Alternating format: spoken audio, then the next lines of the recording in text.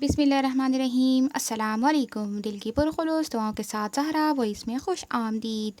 شب قدر رب ذوالجلال کے حضور توبہ و مناجات اور دعاؤں کی قبولیت کے بابرکت لمحات۔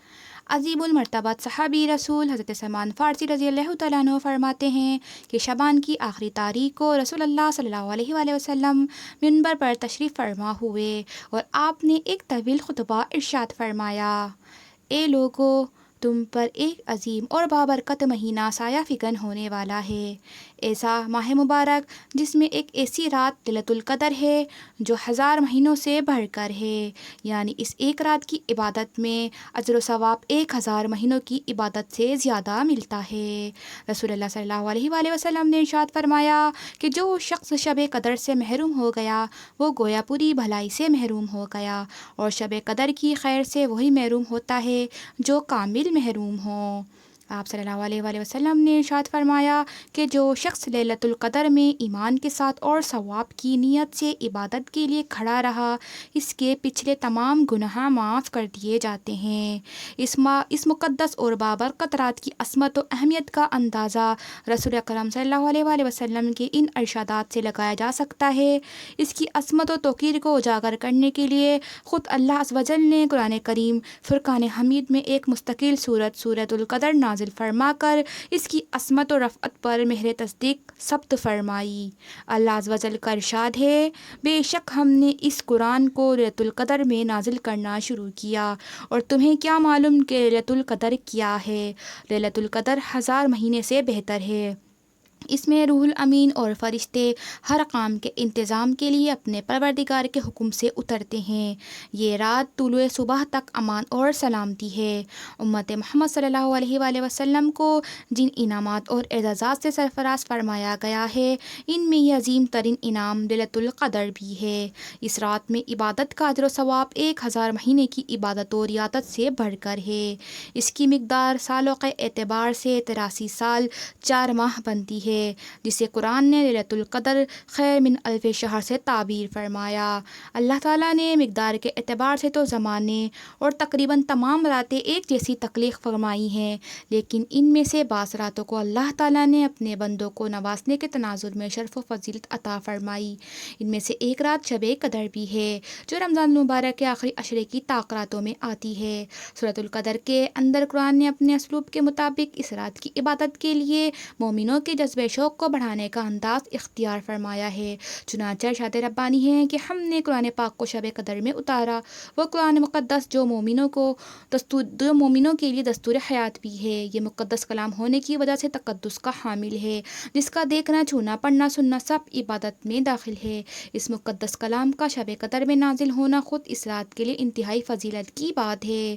اللہ رب العزت نے مومنوں کے جذبہ شوق کو دیکھتے ہوئے اس کی حقیقت بتانے سے پہلے خود مومنوں سے نبی صلی اللہ علیہ وآلہ وسلم کے ذریعے پوچھا ہے کہ آپ کو معلوم بھی ہے کہ شب قدر کتنی عظیم ہے، یعنی اس میں کتنی خوبی اور کس قدر فضائل ہیں۔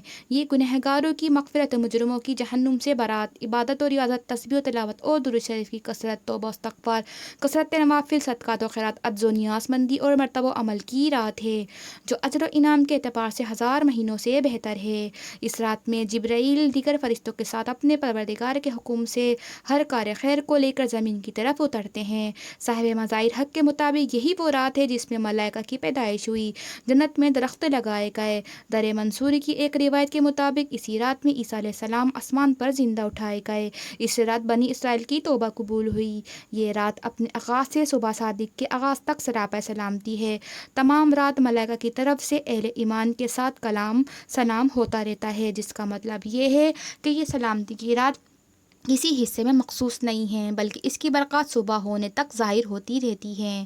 بخاری و مسلم کی روایت کے مطابق، جسے ابو ہریرہ رضی اللہ تعالیٰ عنہ نے نقل فرمایا ہے کہ نبی صلی اللہ علیہ وسلم کا ارشاد ہے کہ جو شخص شب قدر میں ایمان و ثواب کی نیت سے عبادت کرے، اس کے پچھلے تمام گناہ معاف کر دیے جاتے ہیں۔ حضرت انس رضی اللہ تعالیٰ عنہ فرماتے ہیں کہ نبی کریم صلی اللہ علیہ وسلم کا ارشاد ہے کہ شب قدر میں حضرت جبریل علیہ السلام ملائکہ کی ایک جماعت کے ساتھ آتے ہیں، اور اس شخص کے لیے جو کھڑے یا بیٹھے اللہ کا ذکر کر رہا ہے اور عبادت میں میں مشغول ہے، دعا رحمت کرتے ہیں۔ بخاری اور مشکوت کی روایت کے مطابق حضرت عبادہ بن صامت رضی اللہ تعالیٰ عنہ فرماتے ہیں کہ نبی کریم صلی اللہ علیہ وسلم شب قدر کی اطلاع دینے کے لیے گھر سے باہر تشریف لائے تو دو مسلمانوں میں جھگڑا ہو رہا تھا۔ آپ نے ارشاد فرمایا، میں تو تمہیں شب قدر کی خبر دینے آیا تھا، لیکن اس جھگڑے کی وجہ سے اس کی تعیین اٹھا لی گئی ہے۔ کیا بعید کہ یہ اٹھا لینا اللہ کے علم میں بہتر ہو، لہٰذا اسے رمضان کے آخری عشرے کی طاقتوں میں تلاش کریں۔ دور اول سے آج تک مسلمانوں کا یہی معمول رہا ہے کہ وہ ہر زمانے میں رمضان مبارک کے آخری عشرے میں اس رات کی تلاش میں عبادت کے ذریعے راتوں کا احیا کرتے ہیں۔ چونکہ یہ آخری عشرے میں بھی متعین طور پر کسی ایک رات میں نہیں ہوتی، بدلتی رہتی ہے، لہٰذا حدیث مبارکہ کے اندر اس رات کی علامت کے طور پر بعض نشانیاں بتائی گئی ہیں کہ وہ رات کھلی ہوئی چمکدار ہوتی ہے، صاف شفاف ہوتی ہے، نہ تو زیادہ گرم نہ زیادہ ٹھنڈی۔ دیگر مشائخ نے اپنے اپنے تجربات کے مطابق اس کی علامت میں یہ بات بھی بتائی ہے کہ اس رات میں سمندر کا پانی میٹھا ہو جاتا ہے۔ شب قدر میں ہر چیز سجدہ کرتی ہے، لیکن یہ تمام کی تمام علامت لازمی نہیں۔ ایسا بھی ہو سکتا ہے کہ تمام کی تمام علامت پائی جائیں، اور ایسا بھی ہو سکتا ہے کہ بعض علامتیں پائی جائیں اور بعض مفقود ہوں۔ البتہ اس کا تعلق ظاہری آنکھوں سے نہیں بلکہ باطن کی آنکھوں سے ہے، جو اللہ تعالیٰ اپنے مومن بندوں کو بطور بصیرت عطا فرماتا ہے۔ ہر شخص ان کو محسوس نہیں کر سکتا۔ سامعین، شب قدر کی قدر و منزلت کے پیش نظر رمضان کے آخری عشرے میں بے پناہ عبادت کریں اور اللہ تعالیٰ ہماری عبادتوں اور دعاؤں کو قبول فرمائے۔ ہمیں چاہیے کہ جہاں اپنے اور اپنے رشتہ داروں کے لیے دنیا اور آخرت کی بھلائیاں مانگیں، وہاں خصوصی طور پر عالم اسلام کے مسلمانوں کی خیر و فلاح کے لیے بھی دعائیں مانگیں۔ شکریہ۔